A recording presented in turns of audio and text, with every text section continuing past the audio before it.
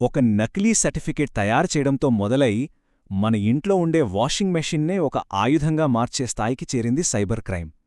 So ఈరోజు మనం ఈ చీకటి ప్రపంచంలోకి ఒక్కసారి తొంగచూద్దాం. అసలు ఇది ఎలా మొదలైంది, ఇప్పుడు మన జీవితాల్ని ఎంతలా శాసిస్తోందనేది తెలుసుకుందాం. ఈ ప్రయాణం మనల్ని ఖచ్చితంగా ఆలోచింపజేస్తుంది.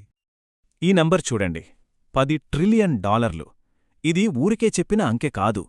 2026 నాటికి సైబర్ నేరగాళ్లు మన దగ్గర్నుంచి దోచుకోబోయే డబ్బు ఇది.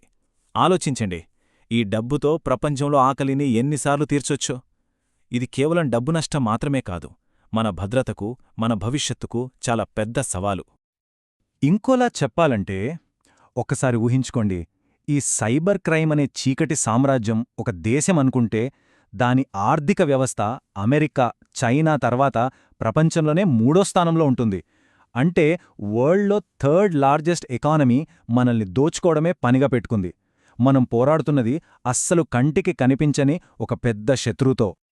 ఇంత కాంప్లెక్స్ సమస్యను అర్థం చేసుకోవాలంటే దానిని 5 తరాలుగా విడగొట్టి చూద్దాం. ఇలా చేయడం వల్ల సైబర్ నేరాలు ఒక చిన్న పురుగు నుంచి ఒక పెద్ద భూతంలా ఎలా మారాయో మనకు చాలా ఈజీగా అర్థమవుతుంది. మన ప్రయాణం ఈ 4 భాగాలుగా సాగుతుంది. ముందుగా పాత నేరాలకి కొత్త టూల్స్ ఎలా వాడారో చూద్దాం. ఆ తరువాత మన చేతిలో ఉండే ఫోన్లే వాళ్ళకి ఆయుధాలుగా ఎలా మారాయో తెలుసుకుందాం. అక్కడి నుంచి దేశ వ్యవస్థల మీద జరిగే దాడుల గురించి, చివరిగా మనం జీవిస్తున్న ఈ హ్యాక్ చేయబడిన ప్రపంచం గురించి మాట్లాడుకుందాం. ఈ టైమ్లైన్ చూడండి. 1980లలో కంప్యూటర్ అంటే జస్ట్ ఒక టైప్రైటర్ లాంటిది. కానీ కేవలం 40 ఏళ్లలో అంటే 2020ల నాటికి మన కరెంట్, నీళ్లు, ట్రాన్స్పోర్ట్ ఇలా మనం ఆధారపడిన ప్రతి వ్యవస్థపై దాడి చేయగల ఆయుధంగా మారింది. ఈ మార్పు ఎంత వేగంగా జరిగిందో ఒక్కసారి గమనించండి. సరే, మన ప్రయాణం మొదటి 2 తరాలతో మొదలు పెడదాం. ఇక్కడ దొంగలు తమ పాత పద్ధతులకే కొత్త టెక్నాలజీని ఎలా యాడ్ చేశారో చూద్దాం. ఒక రకంగా చెప్పాలంటే ఇది డిజిటల్ దొంగతనం యొక్క బాల్యమన్నమాట. మొదటి తరంలో కంప్యూటర్ ఒక ప్రింటింగ్ మిషన్ లాంటిది. ఫోటోషాప్తో నకిలీ సర్టిఫికేట్ సృష్టించడం లాంటివన్నమాట. కానీ 2వ తరానికొచ్చేసరికి గేమ్ పూర్తిగా మారిపోయింది. డైరెక్ట్గా కంప్యూటర్ సిస్టమ్స్నే టార్గెట్ చేశారు. ఉదాహరణకి fake government job portals create చేసి వేల మందిని మోసం చేయడం. ఒక సాఫ్ట్వేర్ కోడ్, జస్ట్ కొన్ని లైన్ల కోడ్, వేలాది మంది విద్యార్థుల భవిష్యత్తును మార్చేయగలదా? ఇది ఏదో సినిమా కథ కాదు, నిజంగా జరిగిన ఒక పెద్ద కుంభకోణం. దాని వెనక ఉన్న సీక్రెటేంటో ఇప్పుడు చూద్దాం. ఈ స్లైడ్ ఆ స్కామ్ వెనక ఉన్న అసలు లాజిక్ను బయటపెడుతుంది. చూడండి, ప్రభుత్వ పాఠశాల విద్యార్థుల రోల్ నెంబర్లు 3తో మొదలవుతాయి. వాళ్లకి 66 కన్నా ఎక్కువ మార్కులు వస్తే సాఫ్ట్వేర్ ఆటోమేటిక్గా 8 మార్కులు తగ్గించేది. అదే ప్రైవేట్ స్కూల్ విద్యార్థుల రోల్ నెంబర్లు 4తో మొదలవుతాయి కదా, వాళ్లకి 68 కన్నా ఎక్కువ మార్కులు వస్తే 8 మార్కులు కలిపేది. ఒక చిన్న కోడ్ లైన్ వేలాది మంది భవిష్యత్తును తలక్రిందులు చేసేసింది. టెక్నికల్గా ఇలాంటి నేరాన్ని డేటా డెడ్లింగ్ అంటారు. సింపుల్గా చెప్పాలంటే కంప్యూటర్లోకి డేటా నెక్కించక ముందే దాన్ని మార్చేయడం. ఇది 2వ తరం సైబర్ క్రైమ్కు ఒక పర్ఫెక్ట్ ఉదాహరణ. సరే, ఇప్పుడు మనం 3వ తరంలోకి అడుగు పెడుతున్నాం. ఇక్కడ సైబర్ నేరాలు మన కంప్యూటర్లను దాటి మన ఇళ్లల్లోకి, మన బెడ్రూమ్లలోకి వచ్చేశాయి. ఇది పర్సనల్ అటాక్స్ యుగం. ఇది ఒక జంట కథ. వాళ్ల సొంత కంప్యూటరే వాళ్ల పాలిట శత్రువుగా మారింది. వాళ్ళని బ్లాక్మెయిల్ చేశారు. ఈ ఇన్సిడెంట్ సైబర్ క్రైమ్ ఎంతటి మానసిక క్షోభను మిగులుస్తుందో చూపిస్తుంది. ఎందుకంటే వాళ్లు కేవలం డబ్బును కోల్పోలేదు, దాని పర్యవసానాలు వాళ్ల జీవితాలనే నాశనం చేశాయి. ఇంతకీ ఆ జంట జీవితాలు ఎందుకు అలా అయ్యాయి? కారణం ఇదిగో, ఈ RAT అంటే రిమోట్ యాక్సెస్ ట్రోజన్. బాధితులు అనుకోకుండా ఒక లింక్ క్లిక్ చేస్తే చాలు, ఈ RAT వాళ్ళ కంప్యూటర్లోకి దూరిపోతుంది. అప్పట్నుంచి మీరు టైప్ చేసే ప్రతి పాస్వర్డ్ దొంగకు చేరిపోతుంది. మీకు తెలియకుండానే మీ కంప్యూటర్ కెమెరా ఆన్ అవుతుంది. మీ పర్సనల్ మూమెంట్స్ అన్నీ రికార్డ్ అయి హ్యాకర్కు వెళ్ళిపోతాయి. ఆ జంట విషయంలోనూ సరిగ్గా అదే జరిగింది. హ్యాకర్లు వాడే ఆయుధాలు కేవలం ర్యాట్లే కాదు, స్టెగానోగ్రఫీ అనే టెక్నిక్తో ఒక మామూలు ఫోటో వెనుక మీ బ్యాంక్ పాస్వర్డ్ని దాచిగనరు.